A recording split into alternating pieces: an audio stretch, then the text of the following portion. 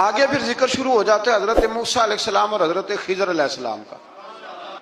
یہ لفظ خضر بھی ہے اور خضر بھی ہے، یہ دو تین طریقوں سے پڑھا جاتا ہے۔ حضرت خضر کے بارے میں مختلف روایات ہیں کہ یہ ولی ہیں کہ نبی ہیں، لیکن مضبوط رائے اکثر بزرگوں کی یہی ہے کہ یہ بھی اللہ کے نبی ہیں، اور بعض نے لکھا ہے یہ ہمیشہ سے زندہ ہیں۔ یہ دو اللہ کے نبی حضرت الیاس علیہ السلام اور حضرت خضر علیہ السلام، یہ دونوں ہر سال حج میں بھی جاتے ہیں، ہر سال حج میں بھی جاتے ہیں، کیونکہ ایک روایت ملتی ہے کہ محبوب کریم علیہ السلام حج پہ گئے تو فرمایا میں الیاس اور خضر کو پہاڑوں سے اترتے ہوئے دیکھ رہا ہوں۔ تو جن کو اللہ نے کھلی آنکھیں دی ہوتی ہیں پھر انہیں زیارت بھی ہوتی ہے، انہیں یہ نظر بھی آتے ہیں۔ حضرت خضر علیہ السلام کو اللہ نے علم لدنی عطا فرمایا۔ یہ علم لدنی اللہ جس کو اپنے پاس سے عطا کر دے اس کو علم لدنی کہتے ہیں۔ حضرت موسیٰ علیہ السلام ایک دن تقریر کرتے ہوئے کسی نے پوچھا کہ آپ سب سے بڑے عالم ہیں، فرمایا الحمدللہ۔ اللہ کریم نے فرمایا نہیں ہے موسیٰ کلیم آپ سے بڑے بڑے بھی ہیں۔ حضرت موسیٰ کلیم اللہ کے نبی ہیں، اور کیا بات ہے ان کی، اور یہ بھی اللہ کا فضل ہوا حضرت موسیٰ نے یہ بات کی، تبھی تو ہمیں اتنی شاندار حکمتوں کے پھول ملے، یہ بھی حضرت موسیٰ کا ہی کمال ہے۔ تو حضرت موسیٰ نے کہا کہ اے اللہ وہ جو مجھ سے بڑا ہے عالم ہے وہ کہاں ملے گا جس سے میں حکمت کی بات سیکھوں؟ تو فرمایا جہاں مجمع البحرین ہے نا، دو دریا ملتے ہیں، وہاں وہ ملے گا۔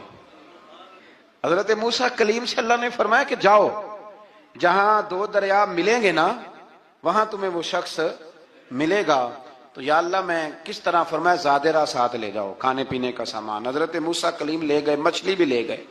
فرمایا یہ مچھلی جہاں تمہارے برتن سے نکل کے دریا میں داخل ہو وہاں دریا میں شگاف پڑ جائے گا، وہاں وہ تمہیں شخص ملے گا۔ حضرت موسیٰ نے اپنے خادم حضرت یوشع بن نون علیہ السلام کو بھی ساتھ لیا۔ یہ بعد میں حضرت موسیٰ علیہ السلام کے جانشین ہوئے۔ یہ دونوں سفر پہ نکل گئے، ایک جگہ پہ پہنچے جہاں پہاڑ تھا، ساتھ دریا بھی تھا، اس کے نیچے آرام کرنے لگے۔ حضرت موسیٰ کلیم سو گئے تو یوشع بن نون علیہ السلام موجود تھے، مچھلی جھٹ سے نکلی، دریا میں داخل ہو گئی، وہاں راستہ بھی بن گیا۔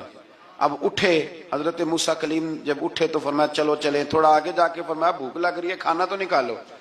انہیں یاد آیا، کہنے لگے حضور مچھلی تو دریا میں چلی گئی تھی۔ فرمایا تو نے بتایا نہیں، وہی تو ہماری منزل تھی جہاں مچھلی دریا میں گئی۔ پھر وہاں سے واپس آئے قدموں کے نشانوں پہ، وہاں پہنچے جہاں مچھلی گئی تھی تو وہاں ایک شخص لیٹا ہوا تھا چادر لے کے۔ آپ نے سلام لی تو انہوں نے کہا وعلیکم السلام یا موسیٰ کلیم اللہ۔ تو آپ نے فرمایا آپ کون ہیں؟ فرمایا میں وہی ہوں جس کو آپ تلاش کر رہے ہیں۔ تو فرمایا آپ نے مجھے کیسے پہچانا؟ فرمایا جس رب نے تمہیں بھیجا ہے نا اس نے ہی مجھے بتایا ہے کہ موسیٰ آ رہے ہیں، موسیٰ آ رہے ہیں۔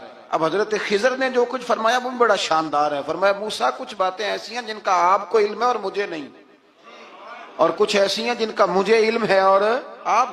اللہ اکبر، یہ کبھی ہماری سمجھ میں بات آ جائے، یہ کبھی سمجھ میں آ جائے، کچھ باتیں ایسی ہیں جس کا مجھے علم ہے، اور یہ بڑے بڑے سیانے بندے نہیں مانتے، بڑے بڑے میں عالم ہوں جی، تو آپ عالم ہیں میاں ایک شعبے کے، لیکن بہت سارے دنیا میں شعبے ہیں نا، دین کے عالم کا درجہ سب سے بڑا ہے، لیکن قانونی مشاورت کرنی ہے تو آپ وکیل سے کریں گے، گاڑی کے بارے میں پوچھنا ہے تو کسی مکینک سے پوچھیں، لیکن آپ بن کے نہ بیٹھ جائیں۔ فرمایا جس کا آپ کو علم ہے مجھے نہیں، اور جس کا مجھے علم ہے ان میں سے آپ کو نہیں۔ تو کہا میں پھر آپ کے ساتھ رہنا چاہتا ہوں اور میں وہ سیکھنا چاہتا ہوں جو آپ بتا رہے ہیں۔ تو حضرت خضر فرمانے لگے صبر کر لیں کہ میرے ساتھ، یہ سب سے مشکل کام ہے، یہ سب سے، یعنی ہر بات کی تو یہاں لوگوں کو وضاحت چاہیے۔ کھانسے بھی تو آپ کو بتانا پڑے گا کھانسے کیوں، ہنسے بھی تو آپ کو بتانا پڑے گا ہنسے کیوں۔ بے بزرگ ہیں، بزرگوں کی باتوں میں حکمتیں ہوتی ہیں، لیکن ہم حکمت کی طرف جانے کو تیار نہیں ہوتے، ہمیں تو فوری طور پہ جواب چاہیے، حل چاہیے۔ حضرت موسیٰ علیہ السلام جناب خضر کے ساتھ چلے، فرمایا صبر کروں گا، میں چلتا ہوں آپ کے ساتھ۔ دریا کے قریب گئے کشتی میں بیٹھنے کے لیے تو کشتی والوں نے حضرت خضر کو پہچان لیا، بغیر کرائے کے سوار کرایا، اور جب پار اترنے لگے تو حضرت خضر نے کشتی کا ایک تختہ ہی توڑ دیا۔ حضرت موسیٰ کہنے لگے یہ آپ نے کیا کیا؟ انہوں نے نیکی کی، آپ نے تختہ توڑ دیا۔ فرمایا آپ کو کہا تھا نا آپ نے صبر نہیں کرنا، آپ کو کہا تھا نا۔ فرمایا چلو میں صبر کروں گا۔ تھوڑا آگے گئے تو ایک نوجوان لڑکا، ابھی چھوٹی عمر ہے، وہ ملا۔ حضرت سیدنا خضر علیہ السلام نے اسے قتل ہی کر دیا۔ فرمانے لگے آپ نے قتل ہی کر دیا ہے۔ ایک قرآن مجید ہے بھائی، میں کبھی کبھی سوچتا ہوں یہ ہم کسی درویش کی بات سناتے تو بندے اڑ جاتے، فتوے نکلتے کہ نہ نکلتے؟ میرا خیال ہے ہر مسجد سے نکلتے، اور فتوے ایک جتنے مسجد میں نمازی ہوتے سب کے ہاتھوں میں فتوے ہوتے۔ قتل کر دیا، قتل ہی ہو گیا بندہ۔ تو حضرت سیدنا موسیٰ علیہ السلام فرمانے لگے آپ نے قتل ہی کر دیا۔ فرمایا میں نے کہا تھا نا آپ نے صبر نہیں کرنا۔ آپ فرمانے لگے چلو اگر اب میں بولا نا تو بے شک آپ مجھے علیحدہ کر دیجئے گا۔ حضرت موسیٰ کلیم اب بولا تو علیحدہ کر دیا۔ ایک بستی میں داخل ہوئے، بستی کے لوگوں سے پانی مانگا تو انہوں نے پانی بھی نہ دیا، آرام کرنے کو جگہ بھی نہ دی، پر وہاں ایک دیوار گر رہی تھی، حضرت خضر علیہ السلام نے سیدھی کرنی شروع کر دی، ساری دیوار بنائی۔ تو حضرت موسیٰ کہنے لگے کن لوگوں کی خدمت کر رہے ہو جنہوں نے پانی بھی نہیں دیا، انہوں نے پانی تک نہیں پوچھا۔ فرمانے لگے بس بھیا آپ نے وعدہ کیا تھا کہ اب بولیں گے تو بے شک علیحدہ کر دینا، آپ بولیں اب آپ کا اور میرا ساتھ زیادہ نہیں چل سکتا، آپ بولیں۔ جو بول پڑے نا غلامی کرے تو رستے لمبے چلتے ہیں، اور جو بولے نا جس کو وضاحتیں چاہیے ہو وہ غلام نہیں ہوتا، اس کے ساتھ پھر باتیں لمبی۔ ہاں تو آنکھ بند کر کے چل، ہاں آزم جاتے لائیے ہی نہ تجھے لائیے تھے، پھر آنکھ بند کر کے پیچھے چل کے بات ختم ہو گئی۔ حضرت خضر علیہ السلام نے جب کہا نا کہ اب آپ کا وعدہ ختم ہو گیا، فرمایا میں آپ کو جانے سے پہلے حکمت بتاتا ہوں، یہ وہ علم ہے جو اللہ نے مجھے اپنے پاس سے عطا فرمایا ہے، یہ وہ ہے جو علم لدنی ہے۔ کہا جناب کیا مطلب؟ فرمایا وہ جو میں نے تختہ توڑا تھا نا، تو یہ مسکین بچے ہیں جن کی کشتی تھی، تو دریا کے اس پار بادشاہ کھڑا تھا، وہ جو صحیح صحیح کشتیاں ہوتی تھی قبضے کر لیتا تھا، اور جو تھوڑی سی ٹوٹی پھوٹی ہوتی تھی نا وہ چھوڑ دیا کرتا تھا، تو میں نے تھوڑی سی کشتی ان کی اس لیے توڑ دی ہے تاکہ دیکھے گا تو چھوڑ دے گا، اس لیے میں نے بھلا کیا ہے۔ اور فرمایا وہ جو بچہ میں نے قتل کیا نا وہ شروع سے ہی کفر کا دل دادا تھا، اس کے ماں باپ نیک تھے، اگر بڑا ہوتا جوان ہوتا تو ہو سکتا ہے ماں باپ کو بھی کفر میں مبتلا کر دیتا، اب اس کے بدلے اللہ انہیں صالح بیٹا عطا فرمائے گا۔ تو یہ بھی میں نے اللہ کے دیے ہوئے علم سے کیا۔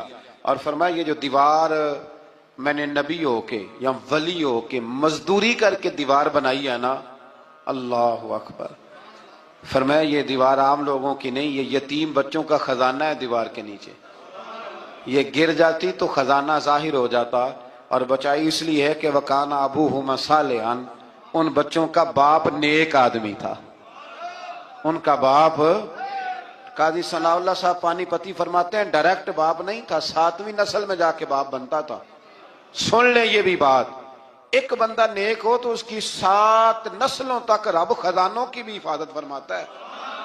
اب آپ اندازہ فرمائیں کہ بات کتنی دور تک جاتی ہے۔ بزرگوں کی باتوں میں نا حکمتیں ہوتی ہیں، دانائیاں ہوتی ہیں۔ یہ طریقت کے جو لوگ ہوتے ہیں انہیں سبق یہ دیا جاتا ہے کہ آمنا وصدقنا، ماننا ہے اور تصدیق کرنی۔ ہمارا معاملہ یہ ہے کہ یہاں وضاحت دینی پڑتی، وہ جی وہاں کیا ہوا تھا، وہ جو گاڑی آپ کے پاس ہے تو وہ کہاں سے آئی، تو وہ جو کل آپ نیا جوڑا پہن کے آئے تھے تو وہ کدھر سے آیا۔ تو جو لوگ وضاحتیں مانگتے ہیں وہ اپنے نہیں ہوتے، ان کا غلامی کا رشتہ نہیں ہوتا، حبیب اور ہوتا ہے شریک اور ہوتا ہے۔ شریک وضاحتیں مانگتے ہیں، حبیب محبت کرتے ہیں۔ ہمارا آج سب سے بڑا المیہ یہ ہے، سب سے بڑا، کہ ہم کسی حکمت کے تحت کوئی بندہ اگر کوئی کام کر رہا ہے تو مجبوری ہے کہ ہمیں وہ حکمت بتائی جائے، ایسا نہ کریں۔ یہ طریقہ حضرت غوث اعظم رضی اللہ تعالیٰ عنہ، حضور غوث پاک رضی اللہ تعالیٰ عنہ کو ایک شخص ملنے آ گیا، ملا علی قاری نے لکھا ہے، آپ کے ایک مرید نے کہا چل میرے پیر سے ملنے، کہنے لگا میں نہیں جاتا ملنے کسی پیر شیر سے، کہا نہیں آؤ تو صحیح۔ وہ آیا نا تو اس نے دیکھا کہ 50 گھوڑے عربی نسل کے کھڑے ہیں غوث پاک کے دروازے، موٹے تازے چوڑے عربی نسل کے گھوڑے۔ اس کے دل میں خیال آیا، کہنے لگا یار سواری کے لیے اگر رکھے ہیں تو ایک بھی کافی تھا، 50 کی کیا ضرورت تھی۔ اللہ اکبر، اب واقعی 50 کھڑے تھے، مرید کے پاس جواب ہی کوئی نہیں تھا، کہنے لگا یار پتا مجھے بھی کوئی نہیں، لیکن حضرت صاحب نے رکھے ہیں تو حکمت ضرور کوئی ہوگی، حکمت ضرور کوئی، اس کی کوئی حکمت ہوگی۔ اللہ اکبر۔ وہ چلے گئے واپس، وہ روز تنقید کرتا، کیسا تیرا پیر ہے 50 گھوڑے رکھے ہوئے، کیسے تیرا پیر ہے 50 گھوڑے رکھے ہوئے۔ کچھ دن گزرے تو ملا علی قاری کہتے ہیں وہ اعتراض کرنے والے کے پیٹ میں کوئی تکلیف ہوئی، بغداد کے سب سے بڑے طبیب کے پاس گیا. اس نے کہا تیرا تو جگر تباہ ہو گیا ہے, عربی نسل کا ایک گھوڑا چاہیے, اس کو ذبح کریں گے, اس کا جگر نکالیں گے, اس کی دوائی بنا کے تجھے کھلائیں گے, اور 50 گھوڑے ہوں گے تو بچے گا. اب پریشان ہو گیا, کہنے لگا گھوڑے ہیں تو صحیح, پر جو میں حال کر رہا ہوں گا گھوڑے تو نہیں ملیں گے, میرا تو جوتوں والا کام ہے, وہ شاید مل جائیں. لیکن جب انسان مرنے لگتا ہے تو پھر اس کو ڈوبتے کو تنکے کا سہارا. اپنے دوست کے پاس گیا, کہنے لگا چل تیرے پیر کے پاس چلیں. اس نے کہا تجھے نہیں لے کے جانا, تو تنقید کرتا ہے. کہتا ہے ایک دفعہ چاہیے کیا, کا گھوڑے. کہنے لگا تیرے لیے رکھے ہیں کوئی, جا دوڑ جا, میرے حضرت صاحب کی ضرورت کیا ہے. لیکن جب غوث اعظم کی خانقاہ میں داخل ہوئے نا, تو حضور غوث اعظم اٹھ کے ملے. اللہ والے دلوں میں باتیں نہیں رکھتے. ماتھا چوما اور فرمانے لگے میاں تو ایک دن نا میری گلی سے گزر رہا تھا, تو میری تیرے اوپر نظر پڑی, تو مجھے نظر آیا تو بیمار ہوگا, اور تیرا علاج عربی نسل کے 50 گھوڑوں کی وجہ سے ہوگا, تو میں نے تیرے لیے لا کے کھڑے کیے ہوئے ہیں, تیرے لیے ہی کھڑے کیے ہیں. اب تو نا گھر بھی لے جانے کی ضرورت نہیں, چارہ بھی میرے مرید ہی ڈال دیا کریں گے. تو اس طرح کرنا, روز آنا ایک گھوڑا لے جانا, پھر اگلے دن آنا تو دوسرا. وہ خدا کے بندے تیرے لیے رکھے تھے, تو تنقید کر رہا ہے. اللہ کے بندے پردہ پوش ہوتے ہیں. ہاں شرط یہ ہے کہ وہ بندہ صالح ہو, دیندار ہو, وہ والا پیر نہ ہو جو نماز بھی نہ پڑھے اور گھوڑے 15 رکھے ہوئے ہوں اس نے, وہ والا معاملہ نہ ہو. تو میرے عزیز یہ یاد رکھیں کہ اللہ تبارک و تعالیٰ کا بندہ جب آپ کا روحانی علاج کرتا ہے نا, روحانی علاج سے مطلب جادو ٹونے کا علاج نہیں, روحانی علاج وہ ہوتا ہے کہ میرے گناہوں کا علاج ہو جائے, حسد بغض کینہ عداوت یہ نکل جائے. تو وہ کچھ ایسے نسخے بتاتا ہے جو سمجھ میں مرید کی نہیں آتے, لیکن وہ ضروری ہوتے ہیں. انہی نسخوں کو استعمال کرنے سے انسان کا فائدہ ہوتا ہے. جی کرنے والے لوگ ہمیشہ کامیاب رہتے ہیں. وہ ماں باپ کے آگے کریں, استاد کے آگے کریں, شیخ کے آگے کریں. اور جن کو وضاحتوں کی ضرورت ہوتی ہے, ہاں ایک شرعی بات ضرور ہے, وہ ضرور سن لیں. اگر آپ کو کہیں کچھ شرعی قباحت نظر آئے جو قرآن و سنت سے ٹکراتی ہو, تو وہ آپ پر فرض ہے آپ اپنے مرشد سے پوچھیں. کتنی بڑی بات کر رہا ہوں, یعنی جو چیز قرآن و سنت سے ٹکرا رہی ہو اس کی وضاحت طلب کرنا ضروری ہوتا ہے. اور جو دین سے نہ ٹکرائے اس پر آپ وضاحتیں پوچھتے ہیں, تو پھر اس کا مطلب ہے کہ آپ علاج کرانے میں سنجیدہ نہیں ہیں. آیت نمبر 12 میں بتایا کہ ہم نے نظام لیل و نہار کو اپنی قدرت کی 2 نشانیوں, اور ہم نے دن کو روشن بنایا تاکہ تم اپنے رب کا فضل تلاش کرو اور سالوں کی گنتی اور حساب کو جان لو. آیت نمبر 13 سے بتایا کہ ہم نے ہر انسان کا اعمال نامہ اس کے گلے میں لٹکا دیا ہے, یعنی اللہ کی قضاء و قدرت میں جو طے ہے وہ ہو کے رہے گا.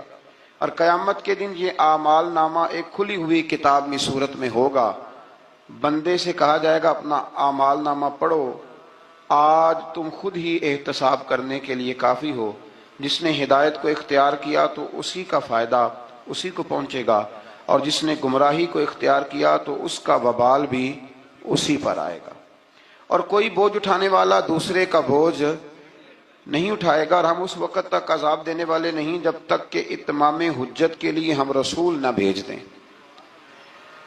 اگلی آیت میں قدرت کا ایک قانون بیان کیا گیا ہے کہ جب ہم کسی بستی والوں کو ہلاک کرنے کا ارادہ کرتے ہیں تو اس کو عیش و عشرت کا دلدادہ لوگوں کو اپنے احکام بھیجتے ہیں, پھر وہ ان احکام کی نافرمانی کر کے عذاب کے مستحق ہوتے ہیں, اور یوں ہم ان کو تباہ و برباد کر دیتے ہیں. پہلے قومیں عیش میں پڑتی ہیں پھر تباہ ہوتی ہیں. اللہ تعالیٰ اپنے محبوب کی غلامی والی زندگی عطا فرمائے. اللہ. آیت نمبر 18 میں فرمایا کہ جو صرف دنیا کے فائدے کا طلبگار ہو تو ہم اس کو اس دنیا میں جتنا چاہیں دے دیتے ہیں, اور پھر اس کا انجام جہنم ہوتا ہے. اللہ فرماتا ہے تو دنیا مانگے گا تو میں دے دوں گا, یہ نہیں کہ ملے گی نہیں, لیکن دنیا ملے گی. پھر جنت اللہ سے مانگیں ربنا آتنا فی الدنیا حسنہ وفی الآخرۃ حسنہ, یا اللہ دنیا بھی اچھی کر کے دے اور آخرت بھی ہمیں اچھی کر کے عطا فرما. آیت نمبر 21 میں ایک دوسرے پر دنیا میں فضیلت کا ذکر کرتے ہوئے فرمایا کہ آخرت کے بڑے بڑے درجے ہیں اور ان کی فضیلت بھی بہت بڑی ہے. آیت نمبر 23 میں والدین کے حقوق کی جانب متوجہ کرتے ہوئے فرمایا کہ تمہارے رب نے حکم دیا ہے کہ اس کے سوا کسی کی عبادت نہ کرو, اور ماں باپ کے ساتھ نیک سلوک کرو. اگر تمہاری زندگی میں وہ دونوں یا ان میں سے کوئی ایک بڑھاپے کو پہنچ جائے تو اس کو اف تک نہ کہو. ان کو جھڑکو بھی نہیں اور ان کے ساتھ ادب سے بات کرو اور ان کے لیے عاجزی اور رحم دلی کے بازو جھکائے رکھو اور یہ دعا کرو کہ اے میرے رب ان پر رحم فرما جیسا کہ انہوں نے بچپن میں رحم کے ساتھ میری پرورش فرمائی تھی۔ آیت نمبر 26 میں قرابت داروں، مسکینوں اور مسافروں کے حقوق ادا کرنے اور فضول خرچی سے اجتناب کا حکم ہے، اور یہ کہ فضول خرچی کرنے والے شیطان کے بھائی ہیں، اور اگر بسبب تنگ دستی خرچ نہ کر سکو تو ان سے نرم بات ہی کر لو۔